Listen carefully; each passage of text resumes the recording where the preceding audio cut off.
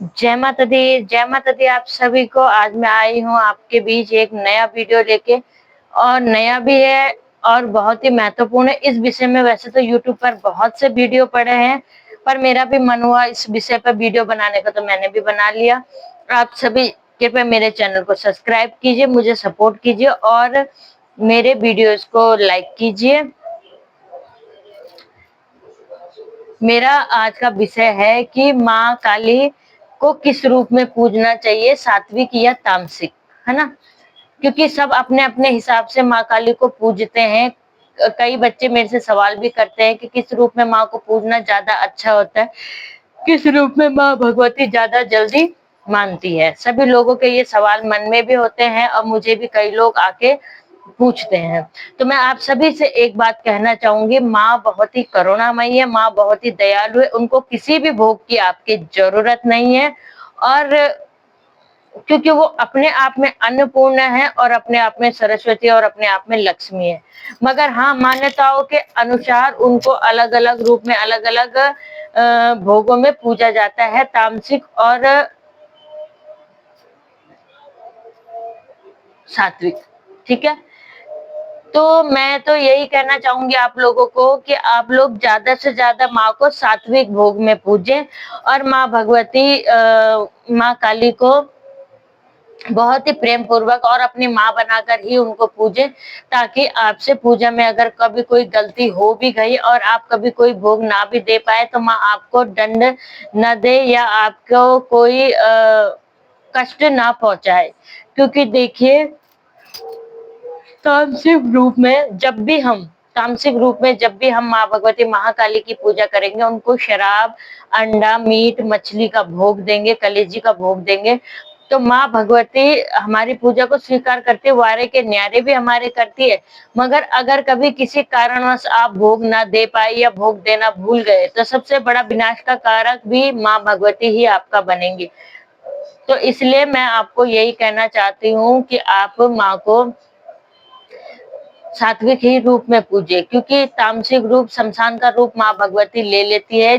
जिस रूप में आके माँ ने चंड मुंड का विनाश किया था और भक्तों की रक्षा की थी, दुष्टों का संहार किया था, वो शमशान काली के रूप में माँ भगवती आ जाती है। जब आप माँ को मांस, मदिरा मदिरा तो एक पल को चलेगा, मगर मांस और कलेजी और मछली का भोग, अंडे का भोग जब आप माँ भगवती को देते हैं और अगर कभी किसी कारणवश आप भोग न दे पाए या भूल गए, ठीक है, तो उससे माँ भगवती बहुत ही नाराज होती है और माँ बहुत ही कष्ट देती है भगत को, भगत के परिवार को। घर में कला कलेश बढ़ जाता है, बरकत रुक जाती है, कई प्रकार के काम होते होते रुक जाते हैं। यह है माँ भगवती के दोष, जिससे माँ भगवती आपको दंड देती है। और सात्विक रूप से चलाने का मेरे हिसाब से एक बहुत बड़ा कारण ये भी है, क्योंकि आज तो हम पूज रहे हैं, कल हमारी स्थिति कैसी है, तामसिक रूप में हम पूज पाए या ना पूज पाए, तो इससे पहले ही सात्विक रूप में माँ को पूजे, ताकि कल के दिन कोई भी समस्या ना आए। क्योंकि इस धरती पर किसी को भी नहीं रहना है। कल के दिन हमको कुछ हो जाए और हम इस धरती से चले जाएं, तो हमारे बच्चे उस प्रकार से माँ की पूजा नहीं कर पाएंगे, तो उसके बाद भी माँ दंड देती है। इस बात को मैं मानती हूँ कि बहुत से लोगों के यहाँ अभी भी बलि प्रथा चलती है और माँ भगवती बलि का भोग लेती है। अगर काफी पहले से, मतलब बहुत पुराने से आपके घर में 3 साल, 7 साल या 5 साल पर बलि प्रथा है कि माँ भगवती को दी जाती है और आप भी दे रहे हैं और कल के दिन आपकी आने वाली पीढ़ी भी देगी, तो कोई बात नहीं है। मगर अगर आप अपनी स्व इच्छा से, जैसे कि माँ भगवती को नारियल चुनरी चढ़ता है और आपने किसी काम के लिए, या आप भगत है किसी और का काम करवाने के लिए, या किसी भगत के कहने पर माँ को तामसिक भोग दिया, तो यह गलत है। और उसके बाद कभी भोग न दे पाए या भोग को भूल जाए, आपने तो दिया ही दिया, आप भक्ताई लाइन में आपने भोग दिया, मगर कल के दिन आपके बच्चे, आपकी पीढ़ी क्या यह काम कर पाएगी? तो इसलिए माँ को जितना हो सके सात्विक रूप में चलाए, वैष्णव रूप में माँ भगवती को चलाए।